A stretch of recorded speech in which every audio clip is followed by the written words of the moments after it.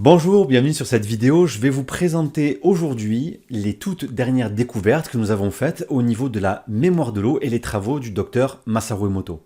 Donc comme vous le savez, Masaru Emoto, c'est une personne qui est décédée il y a quelques années, mais c'est une personne qui a fait de très grandes avancées dans la recherche au niveau de la mémoire de l'eau. En fait, il suffisait de mettre par exemple du riz avec une eau de qualité différente, une eau qui a reçu des informations positives, une autre qui n'a pas reçu d'informations, et on voit ainsi un riz qui va, par exemple, s'épanouir, c'est-à-dire rester plus longtemps sain, et un autre qui va moisir.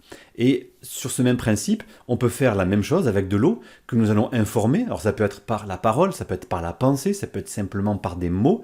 Et voyez le résultat au niveau des cristaux. Vous allez avoir des cristaux qui sont très cohérents, très purs, très positifs, et des cristaux qui sont moins cohérents, qui sont pas très beaux, disons. Alors, dans notre outil de biorésonance, nous avons décidé d'envoyer des échantillons d'eau que nous avons informés avec notre propre méthode pour analyse dans le laboratoire Emoto qui se trouve au Japon. Donc il y a toute une équipe de travail scientifique derrière ça. Ce sont des échantillons que nous avons envoyés il y a quelques mois et nous avons reçu les résultats.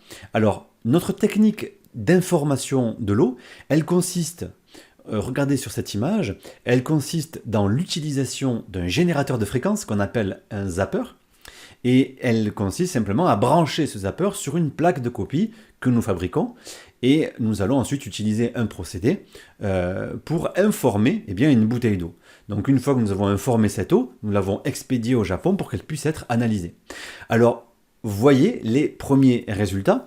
Par exemple, ici, vous avez une eau dans laquelle nous avons nous avons inséré la fréquence du corps atmique, qui est un niveau vibratoire élevé, on va dire. Eh bien, regardez comment se structure l'eau. Donc là, ce qu'il faut savoir, c'est que quand les personnes, les laborantins, les chercheurs reçoivent cette eau, ils vont la congeler, et ensuite, ils vont la sortir, la découper au laser, et ensuite l'observer sous microscope pour voir comment les cristaux se sont formés, comment ils se sont structurés. Eh bien, on voit tout de suite que cette structuration est très cohérente et très harmonieuse et même extrêmement jolie. A contrario, nous avons envoyé un second prélèvement qui contient la fréquence qu'on appelle la maladie de Parkinson communément, et regardez un petit peu comment se structure le cristal d'eau et les différents clichés également qui nous ont été fournis. Eh bien, on voit tout de suite que il y a un manque d'harmonie, il y a un manque de cohérence. Donc, je suis personnellement très content des résultats que nous avons obtenus par rapport au laboratoire du docteur Emoto, parce que ça nous permet, nous, de nous appuyer sur des bases concrètes et de justifier, de prouver que notre méthode d'information est extrêmement fiable, extrêmement cohérente, extrêmement puissante. Il faut savoir que pour informer une eau de ce type, nous l'avons informée pendant 30 secondes. Donc en 30 secondes, vous pouvez obtenir des résultats comme ceci en informant l'eau. Ensuite, bien sûr, ça s'apprend dans un cursus de formation si on veut être thérapeute, mais également si on veut travailler avec l'eau informée, eh bien, imaginez, si vous buvez une eau qui contient la fréquence du corps atmique, ça va avoir pour effet de vous donner, regardez cette structuration cristalline, ça va avoir effet de vous donner ces harmoniques, de vous donner ces fréquences positives. Donc éventuellement, ça peut vous aider à corriger des centres énergétiques, ça peut vous aider à fluidifier la circulation de votre énergie dans le corps quand on prend par exemple la fréquence du corps atmique. Inversement, la fréquence maladie de Parkinson, eh bien, vous voyez bien que vous n'avez aucun intérêt à consommer cette eau parce qu'elle va vous apporter des informations qui sont incohérentes, des informations qui sont nocives.